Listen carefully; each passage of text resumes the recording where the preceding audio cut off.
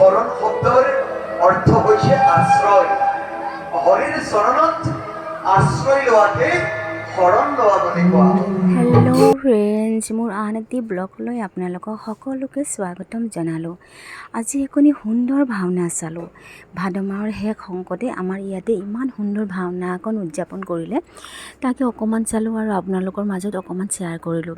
কাৰণ আপোনালোককতো সকলোবিলাক মই দেখাই আছোঁ। চাওকচোন, ইমান সুন্দৰ লাগে। ভিডিঅ'টো শেষলৈকে চাব, ভাল লাগিব। আৰু গোটেই সম্পূৰ্ণ দেখাব নোৱাৰোঁ কাৰণ বহুত দীঘল হৈ যাব। আৰু এই চাওকচোন,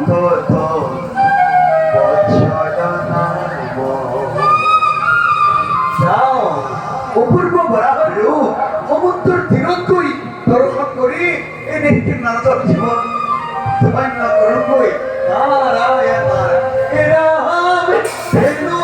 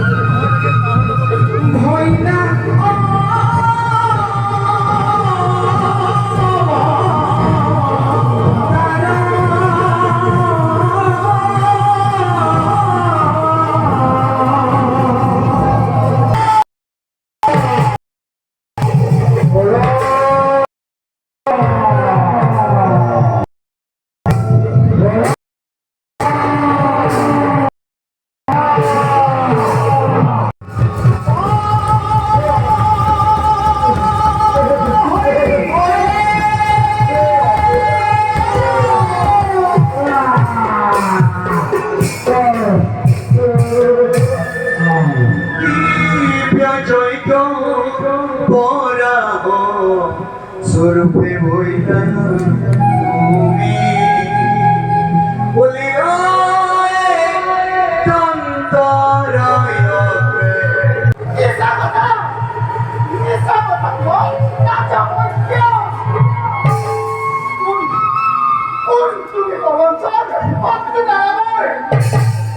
বিফলি মুখে অসত্য বাক্য নহয় সম্ভৱ। হৰিহৰ অস্থি সৰ্ব সকলো নাই আৰু কোনো চিন্তা। ইমানতো ভাবিছা নেকি জীয়াই আছেন কি হিৰণ্যকশিপু?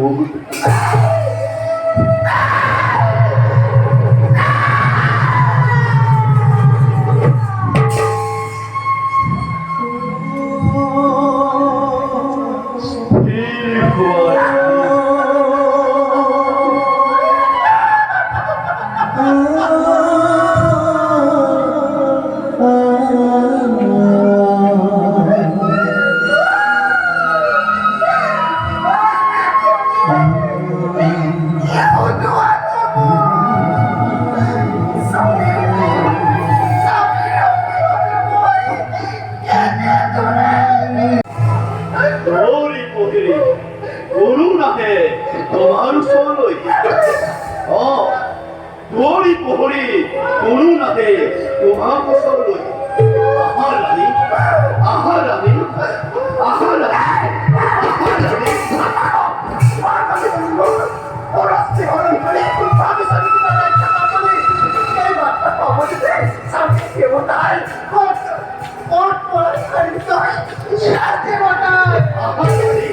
তোমারই মঙ্গলের পাবে দেবরা সিংহাতি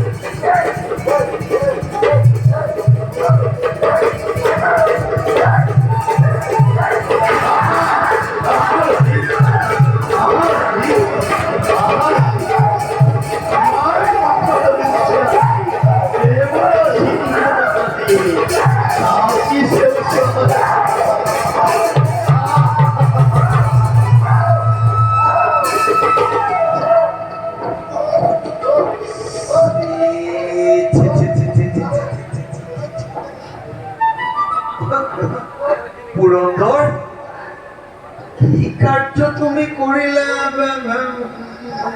অৰ্থাৎ এনেদৰে মতিচন্ন হৈ এনে মহাসতী তাতে আকৌ গৰ্ভাৱতী না আৰু তাতে পৰশ্ৰী হৰণ তুমি কৰিছা বোলে এনে কাৰ্য অতি অশোভনীয় পাই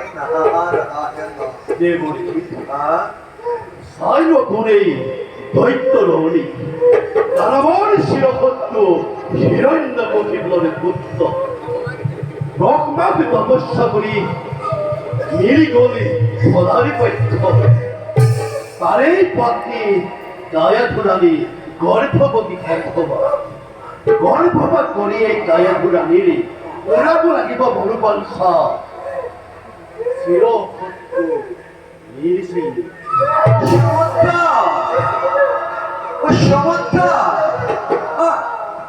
চমৎকার উদ্দেশ্য তোমার, কিন্তু জানিব পারো না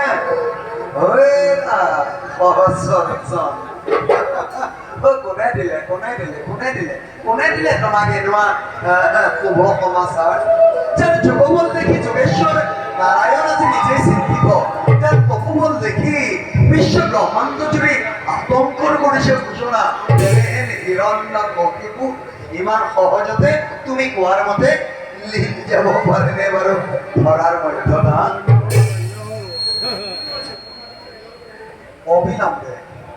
অবিলম্বে পাবা তুমি তার প্রত্যক্ষ প্রমাণ, আর তার ৩০ কোটি দেবতার সন্মিলিত শক্তিও একো অনিষ্ট সাধন কৰিব নোৱাৰা এই দিব কিশোৰ।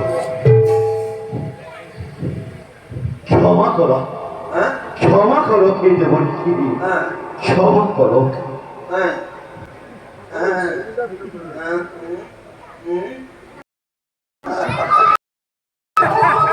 ক্ষমা করো এই গায়া ধুলারি ক্ষমা গায়া ধুলারি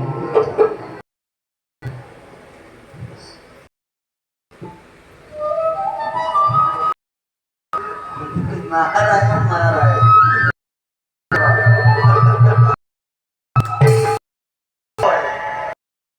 দেবতারা দেবতারা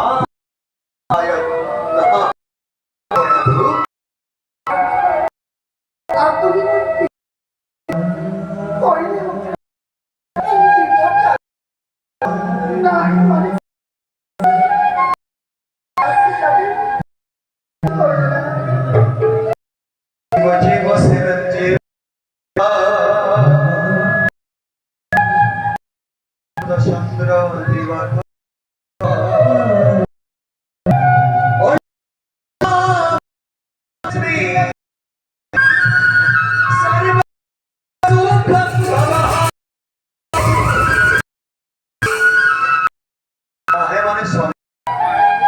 লোয়া জি দুজন হরির চরিত্র শ্রবণ কীর্তন ঘোর ঘোর সংসার সাগর হিতু মহাজনে আতি অপ্রয়াতি করে